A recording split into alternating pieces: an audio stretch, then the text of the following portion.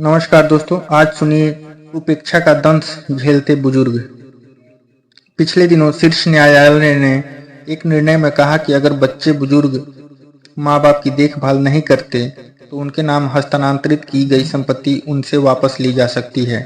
अदालत को यह निर्णय इसलिए देना पड़ा क्योंकि एक बुजुर्ग महिला ने इस आधार पर बेटे के नाम की गई संपत्ति रद्द करने की मांग की थी कि उसने संपत्ति हासिल करने के बाद उसकी देखभाल करनी बंद कर दी थी।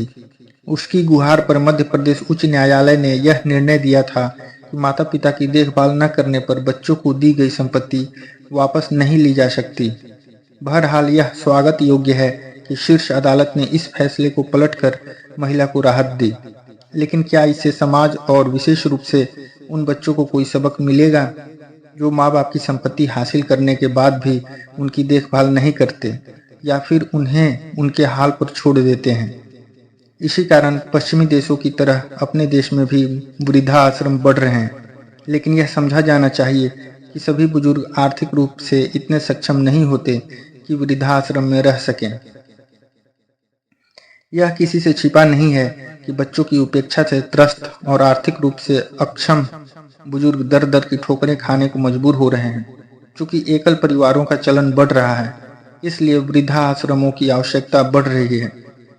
बुजुर्गों के स्वास्थ्य और आर्थिक तथा सामाजिक स्थिति पर अध्ययन की रिपोर्ट के अनुसार देश के हर 4 में से 3 बुजुर्ग किसी न किसी गंभीर रोग के शिकार हैं। हर चौथा बुजुर्ग ऐसी कई बीमारियों से और हर 5वां किसी मानसिक रोग से पीड़ित है।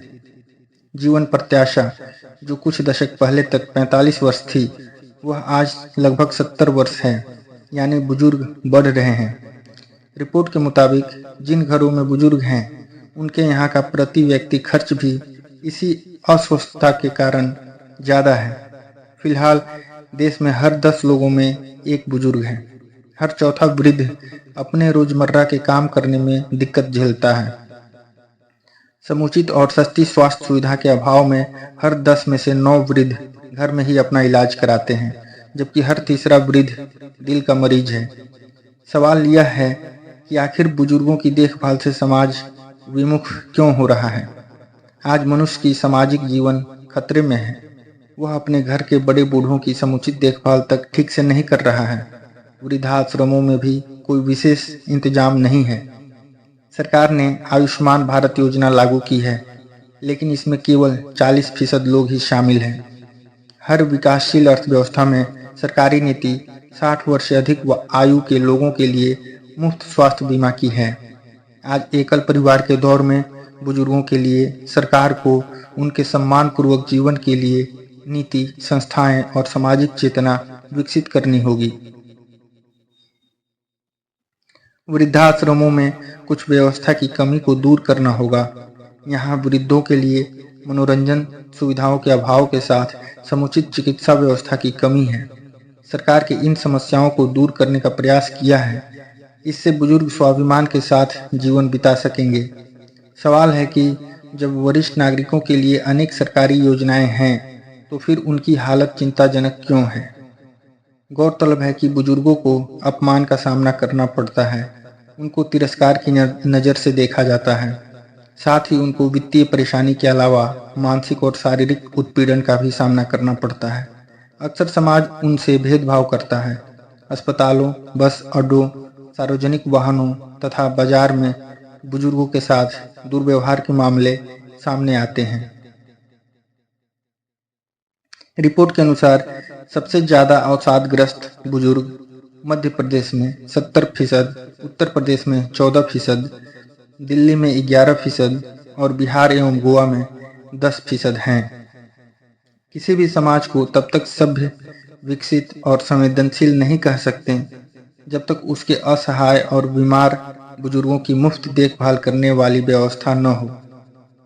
दुनिया में अधिकांश बेहतर अर्थव्यवस्था वाले देशों में बुजुर्गों के स्वास्थ्य के लिए सरकार की कल्याणकारी नीति है। वैसे भी भारत में स्वास्थ्य पर जीडीपी का नाम मात्र का ही खर्च किया जा रहा है। इस वक्त यह दुनिया का सबसे युवा देश है। अमेरिका के जनसंख्या संदर्भ ब्यूरो के एक अध्ययन के मुताबिक वर्ष 2050 तक आज का युवा भारत तब बूढ़ा हो जाएगा। ऐसा अनुमान है कि भारत में अभी 6% आबादी 60 साल या उससे अधिक की है, लेकिन 2050 तक बुजुर्गों की यह संख्या बढ़कर 20% तक होने का अनुमान है। उस समय देश में 65 साल से अधिक उम्र के लोगों की संख्या 3 गुना बढ़ जाएगी।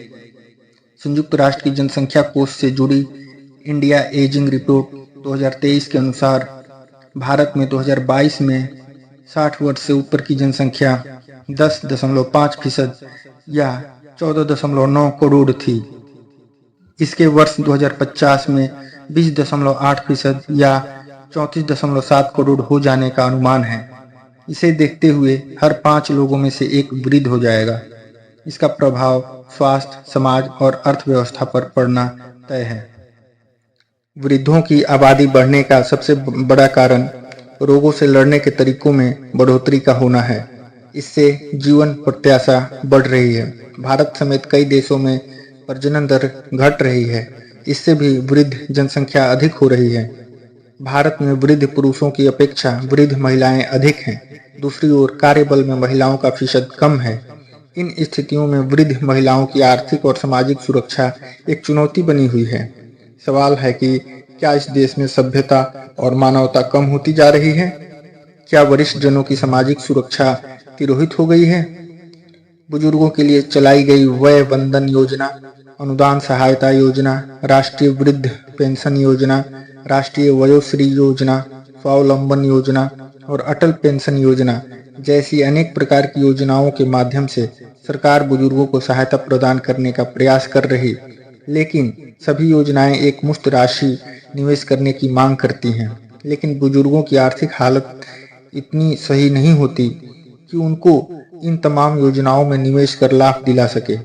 वैसे तो बुजुर्गों की देखभाल की जिम्मेदारी परिवार और समाज की है। अब परिवार ही देखभाल से मुँह करता जा रहा है तो सरकार से क्या आशा रखेंगे? हमें समझना होगा कि बुजुर्ग हमारे धरोहर हैं और उनकी देखभाल सभी का कर्तव्य है। इसके लिए समाज को आगे आना होगा। केवल सरकारी प्रयास कारगर साबित नहीं होंगे।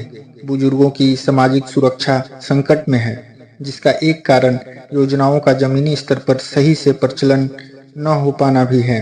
बुजुर्गों के लिए अस्पताल में अलग कतार का प्रबंध किया जाता है। कुछ राज्यों के अस्पतालों में वरिष्ठ जनों के लिए विशेष क्लिनिक की व्यवस्था है, लेकिन यह कुछ राज्यों में ही है। इसका दायरा समस्त राज्यों में बढ़ाने की जरूरत है, क्योंकि वरिष्ठ नागरिकों की स्थिति सभी राज्यों में दयनीय है। तो दोस्तों, ये थी आज की चर्चा। इसी क्रम में लेकर आएंगे और भी रोचक एवं ज्ञानवर्धक विषय और चर्चा। यदि पसंद आए तो लाइक करें, शेयर करें, कहानी सुनिए चैनल को सब्सक्राइब करें। धन्यवाद।